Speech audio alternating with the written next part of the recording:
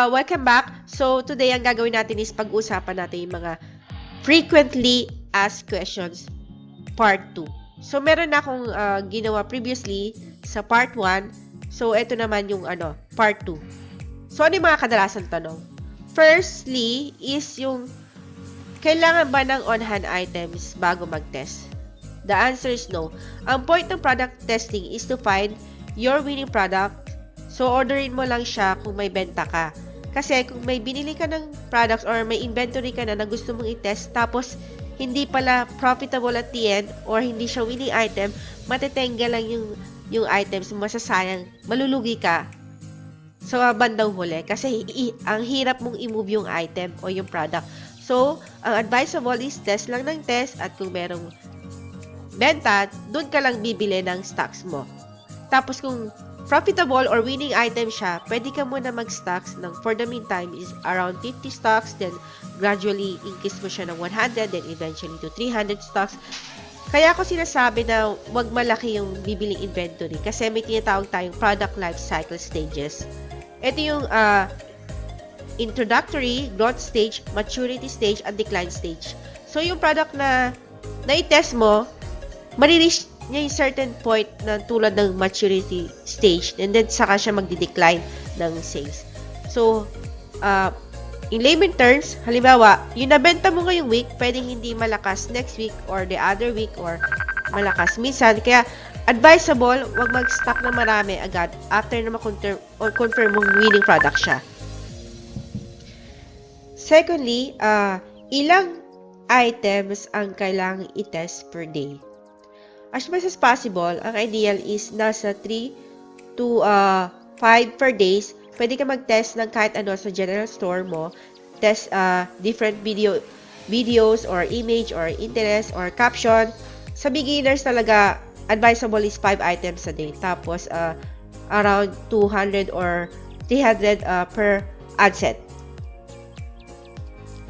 Thirdly, paano mo malalaman na winning product siya? Ito guys, madali lang naman to In layman terms, makikita mo naman kung gaano karami yung nag-add to cart or nag-purchase kaysa sa ad spend mo or kung break-even lang, dun mo siya ma-confirm na profitable yung products na na-test mo. Number 4, when to kill or move on na sa products mo. Ikikill mo yung ad set mo kung no or low add to cart or not profitable at all o kaya kung underperforming siya ng consistent for 3 consecutive days. Pero ako may 3-day rule na tinatawag during testing phase. Pero ito sa another video ito, so abangan nyo ito. Number 5, paano i-price ang item? Ito yung suggested na pricing ko. Ito guys, sa inyo naman to, merong yung iba na nasa 999 or 1,999, lagi ending 99. Pero ako, mas gusto ko yung ganitong pricing model. Ito kasama naman na yung RTS, yung sa ad cost, yung sa shipping fee.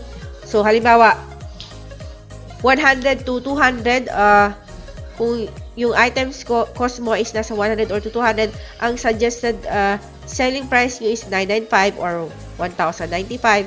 Kung yung item cost naman is 200 to 300, pwede mo siyang i-price ng 1,095 to 1,295 or kung nasa 300 to 500 yung item cost, pwede yung i-benta siya ng 1,395 or to 1,495.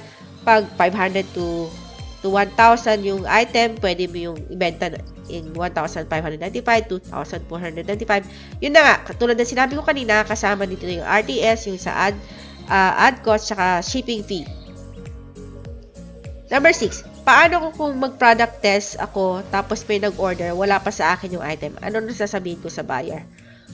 Usually, ini-inform mo lang naman si buyer sa delay at sasabihin mo na ganito. So, ito sample lang naman, pwede kayo mag-create ng sarili nyong sagot. Halimbawa, Dear Mr. Juan de la Cruz, salamat sa order mo, na-receive na namin ang order mo, pero dahil sa pandemic, magkakaroon lang ng onting delay sa order. Dahil ang yung sa shipping, manggagaling pa sa overseas o kaya may delay sa courier.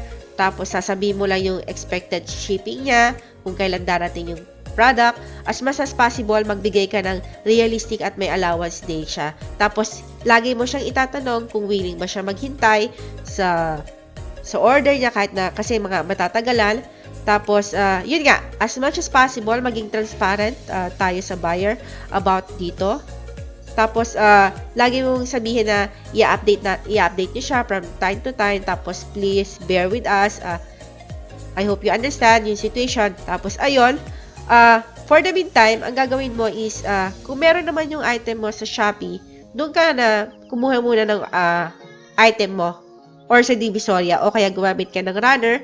Sa runner naman, sila yung mag-sort out ng product or supplier for you sa Divisoria. Ito, per kilometer ang bayad. Kasi kung mahanap mo naman sa Shopee or Divisoria yung product mo, pwede ka naman doon kumuna for the meantime. So, instead of Alibaba, kasi medyo malaking cost din sa Alibaba. So, guys, yun, napag-usapan natin yung mga kadalasang tanong, part 2. Meron pang part 3, pero sa next videos na to. So, stay tuned lang lagi. From time to time, mag-update ako. Maraming salamat sa inyo.